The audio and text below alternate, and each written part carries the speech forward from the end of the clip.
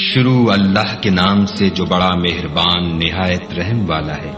اے محمد صلی اللہ علیہ وآلہ وسلم، جو کپڑا لپیٹے پڑے ہو اٹھو اور ہدایت کر دو، اور اپنے پروردگار کی بڑائی کرو، اور اپنے کپڑوں کو پاک رکھو اور ناپاکی سے دور رہو، اور اس نیت سے احسان نہ کرو کہ اس سے زیادہ کے طالب ہو، اور اپنے پروردگار کے لیے صبر کرو۔ جب سور پھونکا جائے گا وہ دن مشکل کا دن ہوگا، یعنی کافروں پر آسان نہ ہوگا۔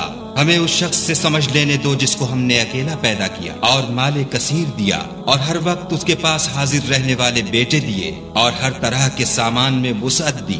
ابھی خواہش رکھتا ہے کہ اور زیادہ دیں، ایسا ہرگز نہیں ہوگا۔ یہ ہماری آیتوں کا دشمن رہا ہے، ہم اسے صعود پر چڑھائیں گے۔ اس نے فکر کیا اور تجویز کی، یہ مارا جائے، اس نے کیسی تجویز کی، پھر یہ مارا جائے، اس نے کیسی تجویز کی، پھر تأمل کیا، پھر تیوری چڑھائی اور منہ بگاڑ لیا، پھر پشت پھیر کر چلا اور قبول حق سے غرور کیا، پھر کہنے لگا یہ تو جادو ہے جو اگلوں سے متصل ہوتا آیا ہے، پھر بولا یہ خدا کا کلام نہیں بلکہ بشر کا کلام ہے، ہم ان قریب اس کو سقر میں داخل کریں گے۔ اور تم کیا سمجھے کہ سقر کیا ہے؟ وہ آگ ہے کہ نہ باقی رکھے گی اور نہ چھوڑے گی، اور بدن کو جھلس کر سیاہ کر دے گی۔ اس پر 19 داروغہ ہیں، اور ہم نے دوزخ کے داروغہ فرشتے بنائے ہیں، اور ان کا شمار کافروں کی آزمائش کے لیے مقرر کیا ہے، اور اس لیے کہ اہل کتاب یقین کریں اور مومنوں کا ایمان اور زیادہ ہو، اور اہل کتاب اور مومن شک نہ لائیں، اور اس لیے کہ جن لوگوں کے دلوں میں نفاق کا مرض ہے اور جو کافر ہیں کہیں کہ اس مثال کے بیان کرنے سے خدا کا مقصود کیا ہے۔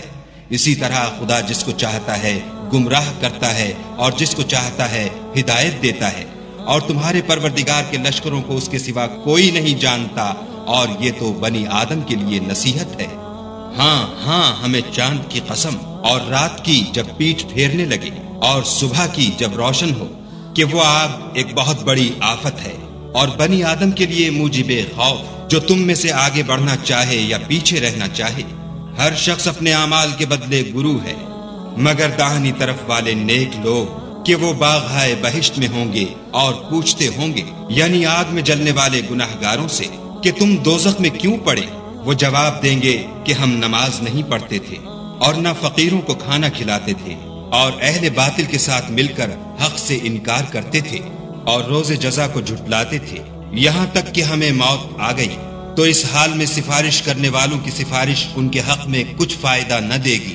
ان کو کیا ہوا ہے کہ نصیحت سے روگرداں ہو رہے ہیں، گویا گدھے ہیں کہ بدک جاتے ہیں، یعنی شیر سے ڈر کر بھاگ جاتے ہیں۔ اصل یہ ہے کہ ان میں سے ہر شخص یہ چاہتا ہے کہ اس کے پاس کھلی ہوئی کتاب آئے، ایسا ہرگز نہیں ہوگا۔ حقیقت یہ ہے کہ ان کو آخرت کا خوف ہی نہیں، کچھ شک نہیں کہ یہ نصیحت ہے۔ تو جو چاہے اسے یاد رکھے، اور یاد بھی تبھی رکھیں گے جب خدا چاہے، وہی ڈرنے کے لائق اور بخشش کا مالک ہے۔